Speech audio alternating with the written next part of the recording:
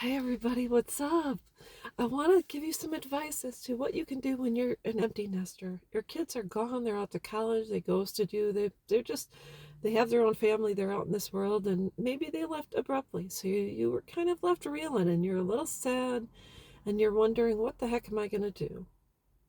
Well, if you follow my advice, you can alleviate your pain. So my kids left by the time they reached 19. I was 39 years old, and I didn't know what I was going to do. I had two empty bedrooms, and that was that. Now, lo and behold, it was the time within a couple year span that I lost my dad, lost my kids, lost my house, and I ended up moving anyways. So I created a new space for myself. But I'm going to direct this at parents who have remained in the home they raised their children. They walk past those empty bedrooms and they just want to cry. Why? Because it's just the way it is. And I want to tell you, I want you to go into a journey to the past. And we're not just talking Anastasia, because that's a fantastic movie and I love that. I love that song. But I want you to take one of those rooms, box things up, empty it out, whether you have to donate your kid's childhood bed, their dresser, this and that. Clean up the room. Sit on it for a few days, but I want you to talk to other people, like friends, people, loved ones. Talk to people that are close to you and say, I'm going to create a space. And I just want your ideas and suggestions. And your friends will come up with stuff. Pinterest is full of wonderful ideas. But I want you to recreate a childhood bedroom that you would have loved to have walked into every day.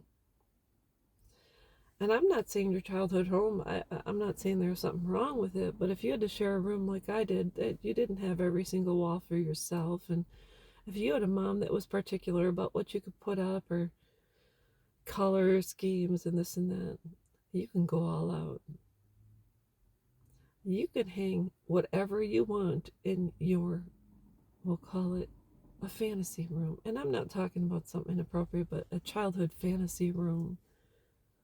I know when I was a kid, I had a record player, so I had some albums and I put up posters from Teen Beat, which is Michael Jackson and all that. And I had a crush on him, I'm not going to lie. But you take that room and you fill it with things that brought you joy when you were a child. You can go on eBay. I showed you something I found on eBay recently. It was a frog that I had purchased when I was a little girl. I love that frog. He had felt eyes and everything. It was wonderful. So I got him, but you can find almost anything on eBay, thrift stores, estate sales. You can find a whole ton of stuff to fill up your room. Childhood mementos. You can find, I mean, Charlie's Angels 50th anniversary came out, and you can find Charlie's Angels stickers and cards, trading cards on eBay. You can find the bubble stickers too. Remember those stickers, the scratch and sniff? You can find those. You can find anything. So I want you to take that space, that room that is void. I don't want to say empty because that sounds sad, but I want you to fill it up. And I want you to create a space that you absolutely will love walking into, that you look around, it brings a tear to your eye because it's just the most wonderful memories ever. You buy an old vintage Cabbage Patch, the one you always wanted with the blonde, black, red, curly hair. You can find one. They're out there to be bought. So, anyways, that's all I wanted to say. Um, Create a space for you. Don't walk past that room, close the door, and cry. I want you to have tears of joy, and that's all there is to it.